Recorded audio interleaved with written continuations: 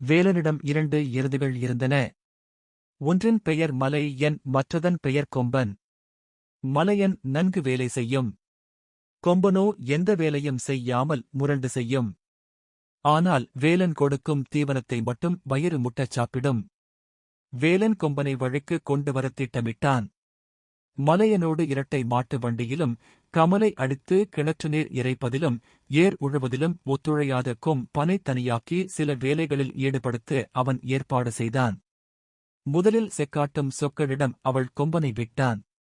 சொக்கனும் 2 நாட்கள் கொம்பனை தனியாகவே செக்கில் கட்டி சுற்றி வரச் செய்தான். 2 நாட்களுக்கு வெயிலில் ஓய்வு ஒழிச்சல் இல்லாமல் கொம்பன் சுற்ற வேண்டிய தாயிற்று. மாலையில் தலை சுற்றப்படுத்திவிட்டது. தன் கஷ்டத்தைச் சொல்லிக் கொள்ள மலை என் கூட அங்கு இல்லை. எப்படியோ 2 நாட்கள் கழிந்தன.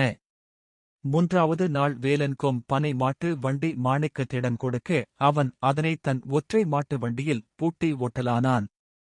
முழு பாரத்தையும் கெம்பனே இழுக்க வேண்டி வந்தது.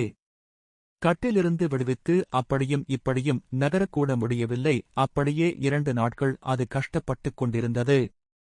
அதற்குப் பிறகு வேலன் மேட்டாங்காட்டை உழுவதற்கு கொம்பனை காளியப்பனிடம் கொடுத்தான். காளியப்பனும் 2 நாட்கள் அதனை தனியாகவே நிலத்தை உழவைத்தான். அதற்குப் பிறகு ஆழமான கிணறிலிருந்து கமலை நீர் இழுக்க வேண்டிய தாயிற்று.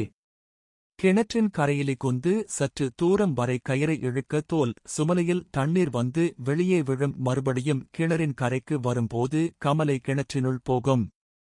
இப்படி 2 நாட்கள் அது வேலை செய்ய வேண்டியதாயிற்று. அதன் பிறகு களத்து வீட்டில் அறுவடை செய்து போட்ட கதிரை மிதித்து தானியத்தை வேறாக்கும் வேலையை கொம்பன் 2 நாட்களுக்கு செய்ய வேண்டியதாயிற்று. இப்படியெல்லாம் வேலை செய்தும் கொம்பனுக்கு வேலன் தீவனம் கொடுத்தது போல மற்றவர்கள் கொடுக்கவில்லை. அரை வயிறுகால் வயிறுதான் நிரம்பும்படி கொடுத்தார்கள்.